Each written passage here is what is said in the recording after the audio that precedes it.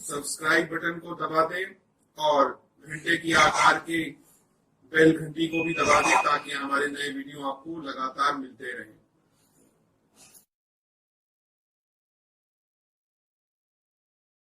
नमस्कार और राम राम गुरुजी। धर्म रहस्य के चैनलों के यूट्यूबर्स को मेरा नमस्कार। गुरुजी, मेरे आपसे कुछ प्रश्न हैं, आप प्लीज़ करके इनका उत्तर दीजिए, आपकी अति कृपा होगी।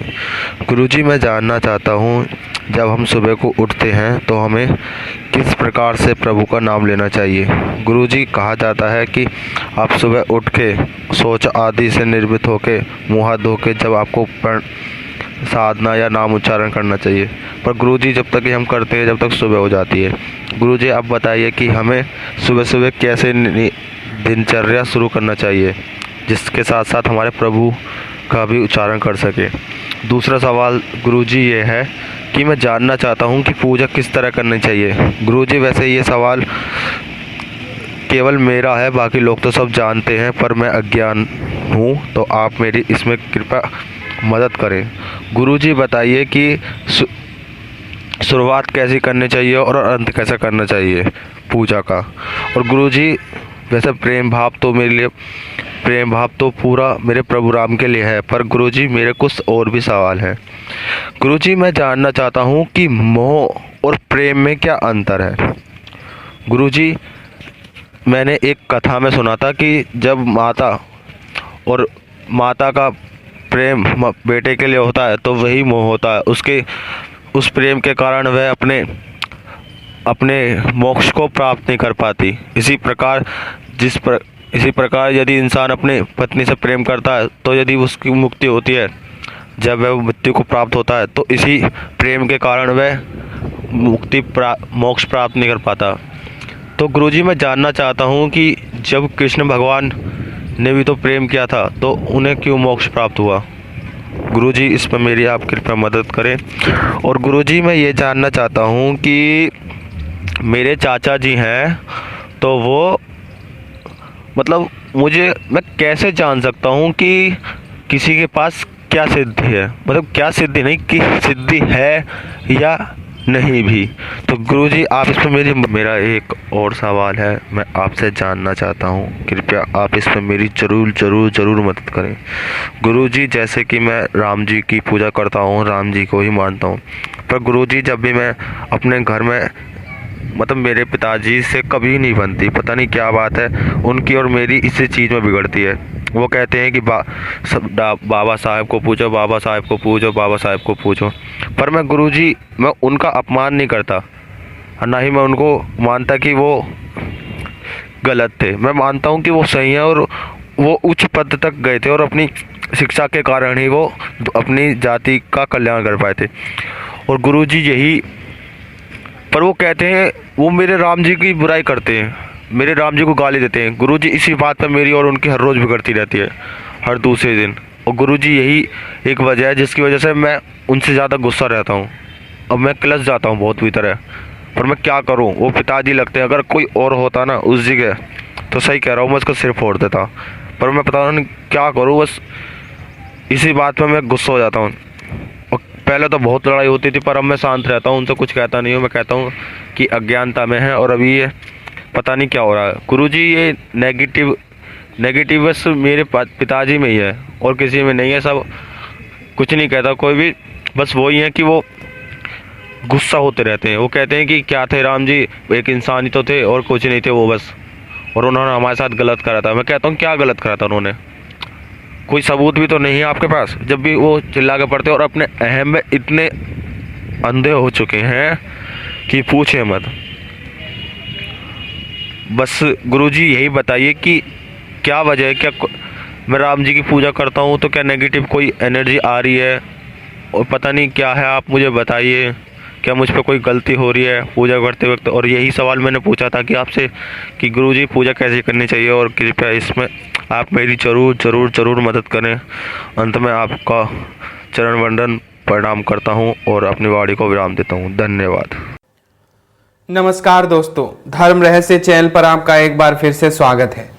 जैसे कि अभी आपने इनके प्रश्न सुने और काफ़ी गंभीर प्रश्न है और मुझे थोड़ी गंभीरता से इसके जवाब भी देने पड़ेंगे। तो सबसे पहले तो इनका जो पहला प्रश्न है कि दैनिक पूजा भगवान राम की किस तरह से की जाए। देखिए, सबसे पहली बात तो ये है कि आपके पास जितनी सामर्थ्य हो उस हिसाब से पूजा करनी चाहिए। कोई ज़रूरी नहीं है कि आप बहुत बड़ा विधि विधान, न्यास क्रिया, ये वगैरह वगैरह। अगर आपके मन में प्रेम है, प्रेम की भावना पूरी तरह से है, समर्पण का पूरा भाव है, तो अपने इष्ट के प्रति आप जो पूजा पाठ करते हैं वो पूरी की पूरी पहुंचती है। अगर आप दिखावटीपन करते हैं तो सिर्फ आप पंडितों की तरह मंत्र जाप करते रह जाते हैं और पुण्य कुछ भी नहीं प्राप्त कर पाते हैं। तो आपको ये समझना होगा कि क्या मैं केवल दुनियादारी की तरह से कार्य कर रहा हूं या फिर मैं सच्चे मन से अपने ईश्वर की शरण में जा रहा हूं। तो इसलिए सबसे पहले सुबह जब आप उठते हैं, सुबह की प्रार्थना अच्छी मानी जाती है, शाम की भी अच्छी मानी जाती है। 4 संध्या होती हैं, चारों संध्याओं में किसी समय भी आप साधना कर सकते हैं। तो सबसे पहले इंपॉर्टेंट ये है कि जितने समय आप साधना करने का संकल्प लें वो आप उतने ही समय रखें, बराबर उसी समय को बराबर रखे रहिए। उसी समय में आप पूरी पूजा पाठ साधना वगैरह कीजिए और जिस तरह से भी आप कर सकते हैं उस तरह से कीजिए। सिर्फ 1 लोटा जल भी चढ़ा सकते हैं और एक पुष्प भी चढ़ा सकते हैं, या फिर ये कुछ भी नहीं करके सिर्फ हाथ जोड़ सकते हैं। लेकिन एक नियमितता होनी चाहिए, साधना में नियमितता होनी चाहिए। उनके नाम का कीर्तन होना चाहिए, यानी नाम का जाप अवश्य होना चाहिए। किसी भी स्वरूप में जब आप उच्चारण करते हैं तो मुंह से जो मंत्र निकलते हैं ब्रह्मांड तक जाते हैं। इसलिए जो भी निर्धारित कीजिए, जिस भी इष्ट को आप मानते हो, जैसे आप राम को मानते हो तो आप भगवान राम के मंत्रों का जाप करेंगे और वो जाप लगातार करते रहिए। बस ये सोचे बिना कि मुझे क्या प्राप्त हो रहा क्या नहीं, अपना समर्पण रखिए और उनसे कुछ बदले में कुछ आशा भी मत रखिए। अगर मोक्ष चाहते हैं तो, मोक्ष की तरफ बढ़ना चाहते हैं तो मोक्ष में कुछ भी प्राप्त करने की इच्छा नहीं रखनी चाहिए। सिद्धि वगैरह से बिल्कुल दूर रहना चाहिए, क्योंकि तभी आप प्राप्त होंगे। क्योंकि सिद्धियां फंसाने वाली ही होती हैं। सिद्धियों का कार्य होता है माया में आपको लगा देना। आप जब माया में लग जाएंगे तो कहीं ना कहीं कोई ना कोई गलती आप कर बैठेंगे। इस वजह से आप शायद बिल्कुल साधारण सी जैसे पूजा होती है, साधारण व्यक्ति करता है, बिल्कुल वैसे ही करके भी मोक्ष प्राप्त किया जा सकता है और बिल्कुल सही बात है। इस तरह से आप आगे बढ़िए और बिल्कुल परेशानी में नहीं है। केवल एक दिया जला दिए, जहाँ पे भगवान राम की मूर्ति हो वहाँ पर दिया अवश्य जलाइए। दिया प्रतीक होता है ऊर्जा का, प्रकाश का, तो वहाँ पर दिया जरूर जलाइए, घी का दिया जला लीजिए और उनके सामने हाथ जोड़कर उनके नामों का जितनी देर हो सके जाप कर सकते हैं। जिस अवस्था में चाहे उस अवस्था में कर सकते हैं, चाहे बैठ के करना चाहे बैठ के कर लीजिए, खड़े होकर करते हैं खड़े होकर कर लीजिए, लेकिन नियमितता रखिए, बराबर वही रोज उस तरह से साधना कीजिए। इस तरह से आप करेंगे तो आपको निश्चित रूप से लाभ होगा। अब आपने एक आध्यात्मिक प्रश्न पूछा है कि मोह और प्रेम में क्या अंतर होता है। मोह क्या होता है पहले ये जान लीजिए, और प्रेम क्या होता है। मोह का मतलब होता है किसी से प्रेम तो किया लेकिन उससे बदले में हमारी कोई आकांक्षाएं हैं, इच्छाएं हैं, वो हमें प्राप्त होनी चाहिए या हम प्राप्त करते हैं। जैसे प्रेमी प्रेमिका आपस में प्रेम करते हैं या पति पत्नी प्रेम करते हैं, तो वो प्रेम करते हैं तो चाहते हैं कि मुझे भी वैसे ही प्रेम मिले, अगर मैं कर रहा हूं तो मुझे भी दे वो। और चाहे वो शारीरिक सुख के रूप में हो, चाहे वो गृह कार्यों के रूप में हो, या आपकी प्रशंसा हो, या भिन्न भिन्न जो भी तरीके अपनाए जा सकते हैं प्रेम को एक दूसरे को देने के, वो सारे बदले में प्राप्त करने की इच्छा हो। कहते हैं सबसे कम दुनिया में मोह वाला प्रेम जो है माँ का होता है। कारण ये माँ सिर्फ और सिर्फ अपने बच्चे को देना चाहती है और बदले में उससे कुछ लेना नहीं चाहती। सिर्फ जब वो बूढ़ी हो जाती है तब जरूर सोचती है कि मेरा सेवा करेगा या मेरी सुरक्षा करेगा। यानी सबसे उच्चतम प्रेम, पहले नंबर का प्रेम जो माना जाता है, जो हालांकि मोह तो आ ही जाता है कुछ ना कुछ, अगर आदमी ज्ञानी नहीं है तो जरूर मोह धारण कर लेगा, लेकिन कहते हैं ना पहले नंबर का प्रेम जो होता है वो माँ का प्रेम होता है अपने बच्चे के प्रति। आप जानवरों में ही देख लीजिए, माता होकर जब वो माँ बनती है तो वो अपने स्वार्थ को छोड़ देती है, अपनी जान को खतरे में डाल देती है, किसी भी प्रकार से उसकी रक्षा सुरक्षा करना चाहती है। यह स्वभाव उसके अंदर मातृत्व की इतनी अधिक पराकाष्ठा है, इतना अधिक, इसीलिए माँ को माना जाता है। इसीलिए कुरान में भी लिखा था कि माँ के पैरों में जन्नत होती है। तो यानी कि अगर आप स्वर्ग भी जाना चाहते हैं तो केवल और केवल अपनी माँ के पैरों में ही अगर आप पड़े रहते हैं तो भी आपको इतना प्रभावशाली आप हो जाएंगे कि आप महानतम शक्तियां सिद्धियां प्राप्त कर लेंगे सिर्फ माँ की पूजा वंदना करके। अपनी सगी माँ की, माँ को बहुत ही उत्तम माना जाता है। शब्द भी निकलता है तो माँ ही निकलता है जब कोई परेशानी में होता है। इसी तरह छोटे छोटे जीव होते हैं वो तक, गाय भैंसे वगैरह, वो भी माँ शब्द का ही उच्चारण करते हैं। इसलिए माँ की महिमा की तो कोई बात ही नहीं। और फिर वो माँ अगर पराशक्ति हो तो उनके बारे में तो फिर मैं कुछ कह ही नहीं सकता हूँ। वो सब हृदय से और अपनी आत्मा से पूजित होने वाली महानतम परम शक्ति हैं। तो इसी तरह जो हमारा परम पिता है, इसी तरह हमारी माता है, उन दोनों के प्रति हमारा पूर्ण प्रेम होना चाहिए। और इष्ट के रूप में हम उसी परम पिता को उस नाम से पुकारते हैं, उसी माता को हम उसी नाम से पुकारते हैं। इसीलिए हम लोग हालांकि भटक जाते हैं, सोचते हैं कि इस नाम कोई अलग नाम जप रहा है, कोई अलग नाम जप रहा है, कोई अलग नाम जप रहा है, लेकिन पुकारते हम उसी शक्ति को है और वही शक्ति हमारे अंदर मौजूद है। वही हमको भोजन भी देने वाली है, वही भोजन पचाने वाली है, वही जो है जीवन को आगे बढ़ाने वाली है। तो इसलिए सबसे पहले तो मोह में यही बात अंतर आता है। मोह का मतलब होता है कि बदले में हमें कुछ प्राप्त हो, प्रेम का मतलब होता है कि हम कुछ भी प्राप्त नहीं करना चाहते, सिर्फ हम देना चाहते हैं। तो यही पर अंतर पड़ जाता है प्रेम में और मोह में। वही शुद्ध प्रेम आपको मुक्त करा देता है और वही मोह जो है आपको रोक लेता है। इसीलिए क्योंकि बदले में जब कोई इच्छा नहीं होती है, क्योंकि इच्छाओं के कारण ही तो आप आगे गति करेंगे। यानी कि कल को अगर कोई इच्छा आपकी बची रह गई, उसी वजह से आपको जन्म लेना पड़ेगा। अगर सारी इच्छाएं समाप्त ही हो गई तो फिर आप मोक्ष को प्राप्त कर ही ले जाएंगे। आप स्वयं ही उस पराशक्ति में विलीन हो जाएंगे, उस परमात्मा में विलीन हो जाएंगे और फिर आपको वापस आने की कोई इच्छा ही नहीं होगी। क्योंकि जब इच्छा ही खत्म तो सारा संदेह, सारी समस्याएं खत्म। इसलिए प्रेम करिए तो ये नहीं कि हमें कुछ प्राप्त हो। मैं जब माँ की उपासना और भगवती की जो है उपासना करता हूँ तो मैं ये नहीं कभी सोचता हूँ कि मुझे कुछ प्राप्त हो, मैं सिर्फ और सिर्फ करता हूँ। इसी तरह जो भी व्यक्ति ऐसा करने की कोशिश करता है अपने इष्ट के प्रति, तो उसे मोक्ष प्राप्त होता है, अवश्य ही मोक्ष प्राप्त होता है।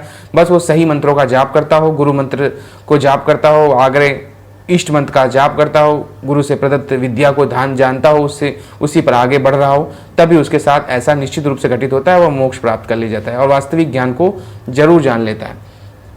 आपने आगे पूछा है कि सिद्ध लोगों को कैसे पहचाने, कि सिद्ध लोग कैसे होते हैं। जैसे आप अपने चाचा के बारे में या जो भी आपके रिलेटिव हैं उनके बारे में जानना चाहते हैं कि हम कैसे जान सकते हैं कि वो सिद्ध हैं। तो देखिए, सिद्ध होने के कई सारे दो प्रभाव होते हैं।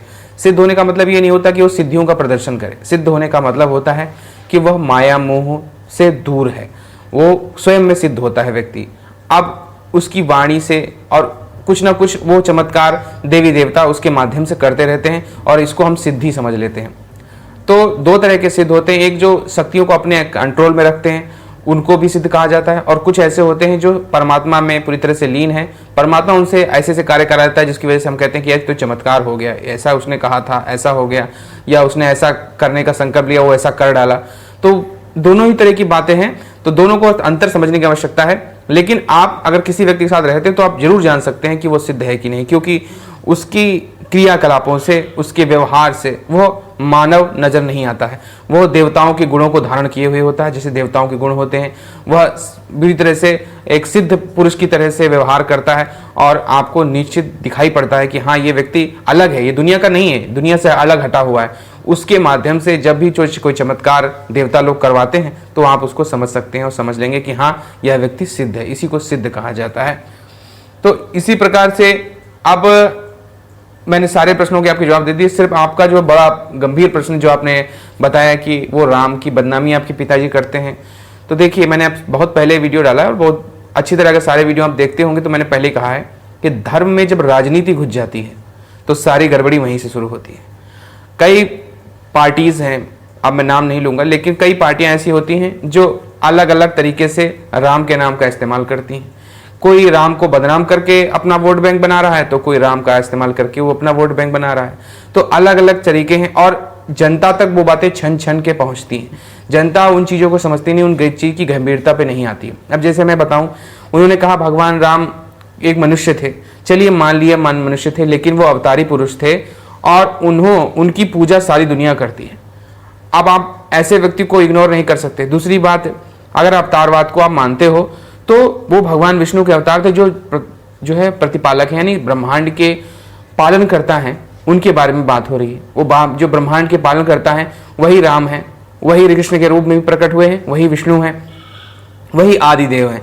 तो उन आदिदेव के बारे में, इस तरह के बारे में उनको नहीं बोलना चाहिए। पहली बात तो ये, उनको ज्ञान की कमी है, इसीलिए वो ऐसा बोलते हैं। या यूं कहिए कि उन्हें पढ़ा लिखा के तैयार किया गया उस चीज़ के बारे में जिसके बारे में मैं अभी बोलना नहीं चाहता हूँ क्लियरली। बिल्कुल क्लियर मैं नहीं बोलता हूँ, क्योंकि कई लोग इस बात से नाराज हो सकते हैं। लेकिन वास्तविकता यह है कि धर्म के प्रचार के लिए हम दूसरे धर्मों की बदनामियां करते हैं। ये सभी लोगों के साथ होता है। और ऐसा करने के से जो है, क्योंकि अगर मेरे धर्म के फॉलोअर ज़्यादा होंगे तो मेरा धर्म आगे बढ़ेगा, तो मैं राजा बन के बैठा रहूँगा। अब अगर दूसरे का व्यक्ति, वही व्यक्ति जो है दूसरे धर्म का व्यक्ति, वो भी यही बात सोचता है, वो कहता है कि मेरे धर्म का प्रचार हो तो मेरे फॉलोवर ज़्यादा बढ़ेंगे। तो हम क्या करते हैं, अपनी बातों को छुपा के दूसरे की बातों की जो गंदगी है वो निकालते हैं और ऐसी चीज़ों को बताने की कोशिश करते हैं जिससे माध्यम से सब चीज़ें गड़बड़ होती हैं। अब बाबा भीमराव अम्बेडकर के बारे में आप बात कर रहे हैं, उन्होंने जीवन बहुत संघर्ष में जिया था और मजबूर होकर के, क्योंकि उनको इतनी इज्जत नहीं भी दी गई बाद में भी, इस वजह से उन्होंने बौद्ध धर्म स्वीकार कर लिया था। क्योंकि उन्हें हिंदू धर्म में लास्ट टाइम तक उन्हें पूरी तरह से उतनी इज्जत नहीं मिल पाई जितनी वो मेहनत करना चाह रहे थे। वो हर पूरी तरह से जातिवाद को नष्ट कर देना चाह रहे थे, लेकिन उनको इस बात के लिए जो है कोशिश उन्होंने बहुत की, लेकिन वो नहीं कर पाए। इसी वजह से एक जो है गढ़ अलग तरफ चला गया, एक गढ़ अलग चला गया। कुछ लोग अलग ढंग से उसको जो है अपनी वोट बैंक के लिए प्रचारित कर रहे हैं, कुछ को अलग ढंग से प्रचारित कर रहे हैं।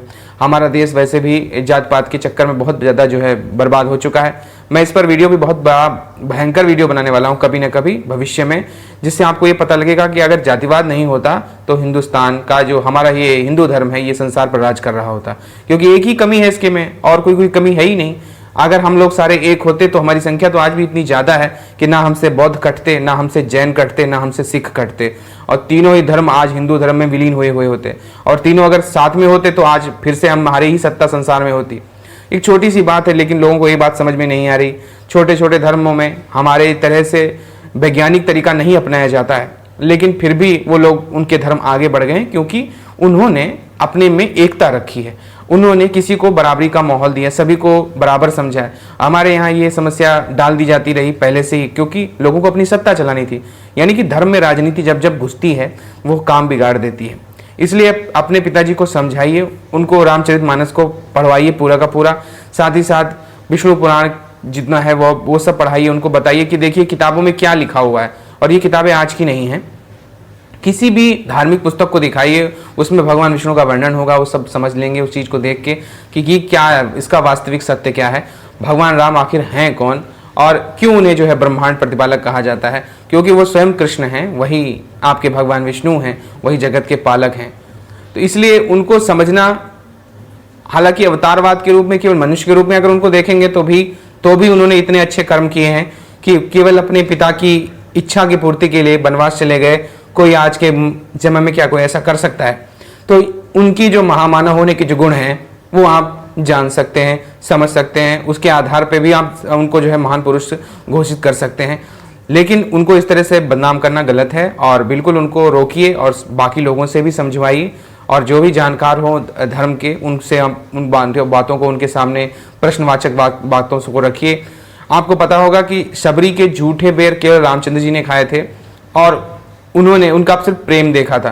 तो ये घटना भी उनके साथ ही जीवन में घटित हुई थी। अगर वो कुछ इस तरह की जातिवाद को मानते या उस तरह की बातों को मानते होते तो कभी उनके साथ ऐसा व्यवहार वो नहीं करते, कि उनका झूठा बेर खा रहे थे वो, और उससे जो है उन्होंने उनको मुक्त किया था।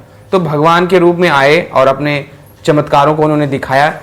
रावण जैसे महान शक्तिशाली पंडित को जो हराया उन्होंने, और पंडित होते हुए भी रावण ने जो है इतने बुरे कर्म किए। तो देखिए, जातिवाद का कोई आधार नहीं है, जातिवाद नाम की कोई चीज़ होती नहीं है। ये केवल मनुष्य की बनाई गई एक प्रकृति है, ऐसी चीज़ बनाई गई है जिसकी वजह से सेपरेशन रहे, अलग अलग। अगर हम लोग अलग होना छोड़ दें, हिंदू धर्म में आज एक यही कमी है, अगर ये निकल जाए तो समझ लीजिए कि फिर तो हिंदू धर्म संसार पर राज करेगा ही। क्योंकि इसे फिर कौन रोक लेगा? कौन सी ऐसी चीज़ है जो रोक लेगी, जब हम लोग आपस में संगठित ही नहीं है। अभी कल परसों की बात है, उसमें मैंने देखा कि एक जापानी वैज्ञानिक है, उन्होंने उपवास के, यानी कि जो हम खाना नहीं खाते हैं उसके आधार पर उन्होंने उस चीज़ पे उनको नोबेल पुरस्कार जो है मिला। तो हमारे यहाँ हजारों वर्षों से चला आ रहा है कि उपवास करने से जो है आयु बढ़ती है, लेकिन हमने कभी उसको पेटेंट नहीं कराया, कभी कोई नोबेल पुरस्कार किसी को नहीं दिया गया। तो हम अपनी चीज़ों को कितना खोए पड़े हुए हैं, हम अपनी चीज़ों को कितना छोड़े पड़े हुए हैं, और वो लोग हमारी छोटी सी चीज़ को निकाल के उसी चीज़ को पेटेंट करा लेते हैं। तो ऐसी बहुत सी चीज़ें घटित हो रही हैं, क्योंकि हमको अपनी अकल नहीं, हमें एकता नहीं है। लाइक करें, शेयर करें, सब्सक्राइब करें। आपका दिन मंगलमय हो। धन्यवाद।